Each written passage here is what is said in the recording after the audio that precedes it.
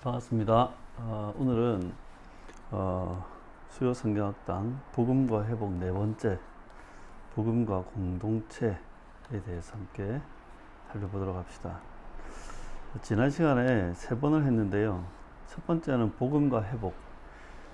복음은 예수 그리스도를 통한 하나님 나라의 회복을 지향한다. 그리고 이 복음은 모든 창조 세계의 회복을 지향한다고 했습니다. 그래서 모든 대상과의 관계 회복을 지향합니다. 사람, 하나님, 그리고 자연, 그리고 전인적인 회복을 지향합니다. 우리의 영과 혼과 육, 우리의 지, 정, 의, 삶의 모든 영역까지. 그리고 이 삶의 모든 영역, 사회적인 영역, 생태적인 영역에까지 하나님이 창조한 모든 세계의 회복을 지향한다고 했습니다. 그렇다면 그 회복되어야 될 첫 번째는 뭐냐? 복음과 정체성에서 정체성이 회복되어야 된다. 그래서 성경적인 정체성으로 회복되어야 되고 성경적인 정체성을 확립해야 된다고 말씀드렸습니다. 하나님과의 언약 관계를 바탕으로 자기 자신을 규정해야 합니다. 이게 성경적 자아상이죠.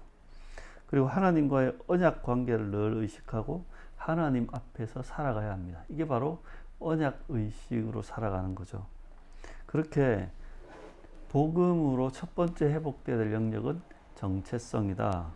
그리고 두 번째는 지난 시간이죠. 복음과 사명에서 이제 회복되어야 될 두 번째 영역은 사명이다.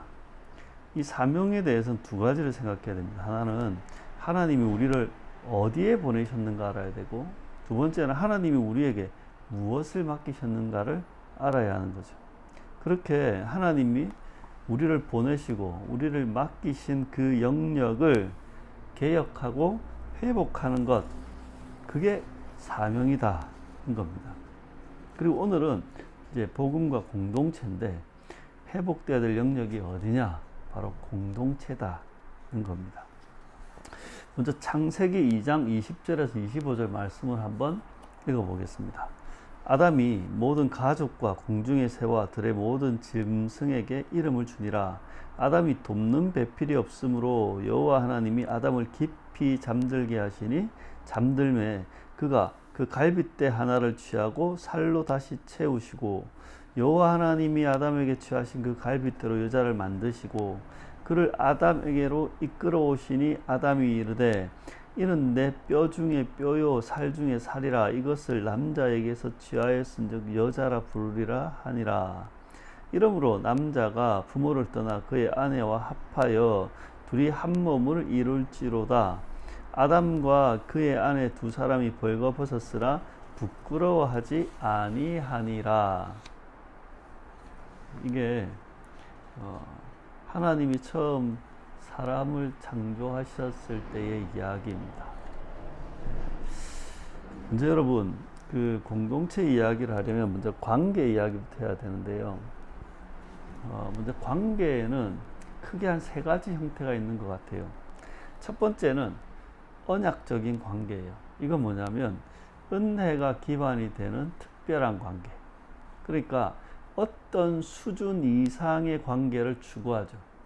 그 어떤 수준 이상의 관계에 대표되는 게 부부, 가족, 친구 등이 있잖아요. 그래서 이 언약적인 관계는 이 연합적인 관계를 추구합니다. 하나됨. 그리고 이 언약적인 관계는 운명 공동체적인 성격을 가집니다. 그러니까 생사고락을 함께하고 운명을 같이 하는 공동체라는 거죠. 또한 이 언약 공동체를 추구하는 어떤 관계적인 형태입니다. 대표되는 언약 공동체가 가정 공동체 그리고 교회 공동체입니다. 이 언약적인 관계, 기독교 신앙은 이 언약적인 관계를 회복하는 것입니다.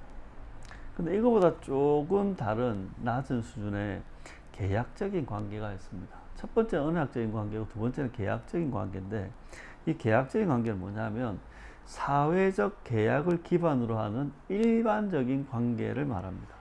이 관계는 상식 수준의 관계를 지향합니다. 사회에서 일반적으로 적용되는 관계입니다. 이 관계는 상호 간의 이익을 위한 관계이죠. 서로가 서로의 이익을 위해서 계약을 하는 겁니다. 예, 노사가 그러하고 갑을 간에 그러하고 뭔가를 주고받는 게 그렇습니다. 그래서 이 관계의 특징이 뭐냐면 정당하고 적절한 교환 원칙을 지켜야 하는 겁니다. 예, 그러니까 줄 거 주고 받을 거 받는 것이 원칙인 거죠. 여기서 제일 경계해야 될 게 반칙을 행하거나 아니면 특권을 누리려 해서는 안 돼요. 상호 평등의 관계, 예. 그러니까 상호 평등의 관계에서 서로 이익이 되는 것들을 거래하겠죠. 그게 바로 계약적인 관계입니다. 세 번째는 야만적인 관계입니다. 착취하고 지배하는 그 악의적인 관계를 말합니다. 그래서 이 관계 속에 들어있는 사람들은 언제나 적대적인 관계를 가집니다. 내 편이냐, 네 편이냐, 아니면 내가 죽든가, 네가 죽든가, 뭐 이런 겁니다. 그래서 여기는 약육강식, 그러니까 강한 자는 살아남고 약한 자는 죽는. 강한 놈이 이 먹고 약한 놈은 그러니까 잡아 먹히는. 그리고 승자독식의 야만적인 원리가 작용합니다. 그러니까 힘센 놈이 약한 놈을 잡아먹고 승리한 놈이 모든 것을 가지는, 나누지 않습니다. 네.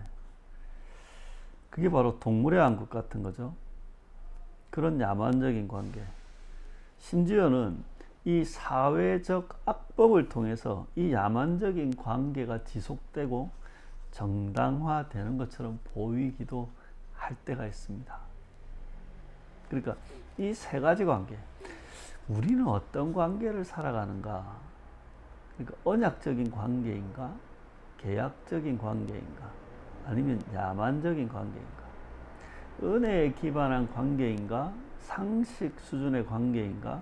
아니면 지배하고 착취하는 적대적 관계인가? 이러한 관계를 넘어 두 번째는 언약 공동체에 대한 이야기를 해봅시다. 먼저 사람은요, 공동체적 존재입니다. 학자들은 사람을 들어 혹 사회적 동물이라고 부르는데, 기독교 신자들은 사람을 사회적 동물이라고 부르지 않습니다. 우리는 공동체적 존재다라고 해야 되는 겁니다. 하나님은 공동체로 존재하시잖아요. 원래부터. 그래서 삼위일체라고 부르죠. 그래서 그 삼위일체 공동체적 존재로서의 그 하나님은 사람을 처음부터 공동체적 존재로 창조하신 겁니다. 그게 바로 남자와 여자 돕는 배필입니다. 그렇게 공동체는 하나님이 세우신, 창조하신, 디자인하신 작품인 거죠. 그리고 이렇게 하나님이 디자인하고 창조하신 언약 공동체는 연합의 관계를 추구합니다. 그게 아까 읽었던 창세기 2장의 말씀이지 않습니까? 이 언약적인 공동체는 하나됨을 추구합니다. 연합성. 이 언약적 공동체는 개별적이지만 또한 한 몸으로 존재합니다. 그러니까 개별성을 무시하지 않지만 개별성과 더불어 연합성을 함께 추구하는 게 바로 언약적인 공동체이고, 그게 창조 원리입니다. 그리고 이 언약적인 공동체는 언약의 삼각관계 속에서 샬롬을 추구합니다. 언약의 삼각관계는 뭐냐면 A와 B가 한 몸이 되고 그 관계적 연합을 이룬다면은 A는 A 나름대로 B와 관계하고, 그리고 하나님과 관계해야 되고, B는 A와 관계하고 하나님과 관계해야 되는 이 삼각형의 그 관계 속에서 샬롬을 추구하는 겁니다. 그래서 언약 공동체는 이미 하나라는 겁니다. 하나님이 하나 되게 하셨으니까 우리는 이미 하나가 되었지만 또한 하나됨을 이뤄 가는 것이 바로 언약 공동체의 원리, 연합의 관계를 추구하는 겁니다. 또한 이 언약 공동체는 연합의 관계 외에 아주 중요한 원리가 서로 섬기는 관계를 추구합니다. 상호 섬김의 관계라고. 언약 공동체는 서로를 향해 돕는 배필로 존재하고 돕는 배필로 섬기며 살아갑니다. 그럼 무엇을 돕는가 보면 서로가 서로에게 언약적이고 친밀한 관계를 위해서 섬기고 노력하는 겁니다. 그러니까 언약의 대상인 그 사람들과의 친밀한 관계를 위해, 서로 간의 친밀한 관계를 위해 돕고 섬기는 사람들. 두 번째는 하나님과의 관계하도록, 그러니까 서로가 서로에게 그들이 하나님과 관계하도록 돕고 섬기는 것입니다. 심지어 서로를 통해 하나님을 알아가고 서로를 통해 하나님을 누리게 되는 겁니다. 그러면서 하나님 나라를 누리며 살아가도록 서로 돕고 섬깁니다. 밥 해주고 청소하고 빨래하고 돈 벌어오는 게 다가 아니라 서로 친밀한 관계를 위해 섬기고 서로가 하나님과 관계할 수 있도록 섬기고 이 하나님 나라를 누리며 살아갈 수 있도록 섬기는 사람들, 그게 바로 언약 공동체의 돕는 배필인 것입니다. 그 언약 공동체의 가장 대표되는 그 형식이 바로 가정 공동체입니다. 가정 공동체. 가정 공동체는 하나님이 창조하셨고 또한 이 가정 공동체는 하나님의 선물입니다. 그러니까 하나님이 가정을 디자인하시고 창조하셨다고요. 이 가정 공동체는 얼마나 중요하냐면 모든 관계의 기본이 됩니다. 가정을 통해서 자아상이 형성됩니다. 또한 가정을 통해서 한 개인의, 한 사람의 인격과 태도가 만들어지는 겁니다. 가정을 통해서 관계 질서를 배우고 습득합니다. 내가 타인에게 어떻게 해야 되고 어떠한 마음으로 행해야 하는지. 그렇게 가정생활은 사회생활로 이어지죠. 그래서 사회생활이라는 건 가정생활의 연장이고 심지어 지금의 현 가정은 우리의 원가정의 연장인 것입니다. 그래서 이 모든 관계의 기본이 되는 모든 중요한 인격적인 요소가 형성되는 가정 공동체.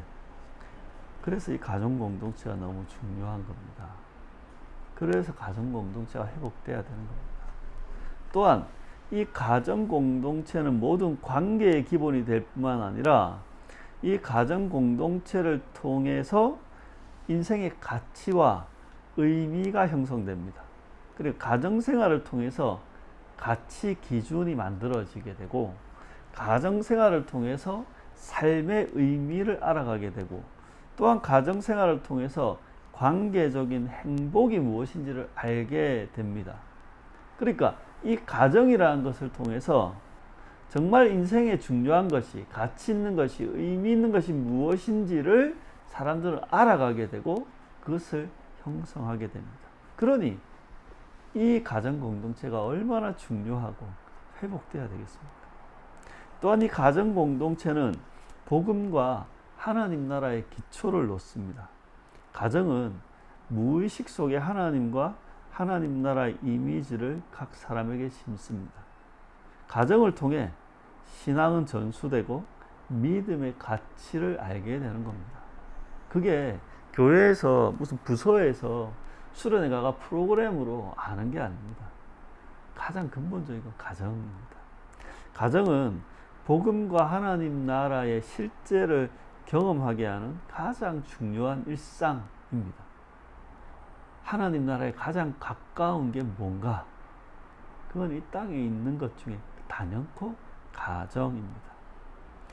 우리는 이 가정을 통해 믿음을 알게 되고 소망을 알게 되고 사랑을 알게 되는 것이죠. 그렇게 이 가정생활은 가장 중요한 일상인 것입니다. 가정은 하나님 나라가 실현되는 가장 중요한 일상의 영역입니다.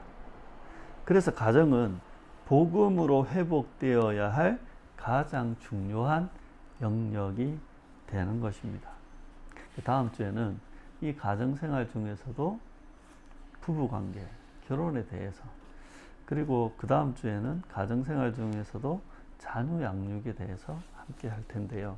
오늘 이 정도 하고 우리 적용과 실천을 한번 생각해 보면 우리의 가정이 하나님이 디자인하신 모습대로 회복되어 가고 있는지를 돌아보셔야 됩니다. 더 큰 집, 더 좋은 차, 더 높은 연봉, 여러분, 뭐 더 나은 인테리어, 가구, 전자제품, 뭐 어디에서 외식하고 어디로 여행하고 이게 중요한 게 아니라 우리 가정이 하나님이 그 디자인하신 그 가정의 모습대로 회복되어 가고 있는가, 이걸 한번 돌아보는 것이 신앙의 지혜입니다. 그리고 혹시 내가 이 가정의 하나됨, 이 연합과 이 샬롬을 깨뜨리고 있는 것은 아는지 돌아보셔야 됩니다. 오히려 내가 이 하나됨과 샬롬을 세워가야 되는데 나로 인해서 이것들이 깨지는 게 아닌지, 나의 자존심, 나의 똥꼬집, 나의 어떤 한풀이, 뭐 이런 거 있잖아요. 그리고 마지막으로 가족에게 돕는 배필로 살아가기 위해 무엇을 해야 할지 생각하고 실천하셔야 됩니다.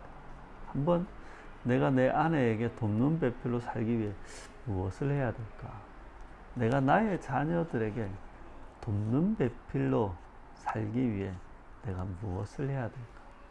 나의 가족들에게 내가 돕는 배필로 무엇을 위해 할 수 있을지, 또 해야 될지, 그걸 생각하고 실천하시는 여러분 되시길 간곡히 축원하며 부탁드립니다.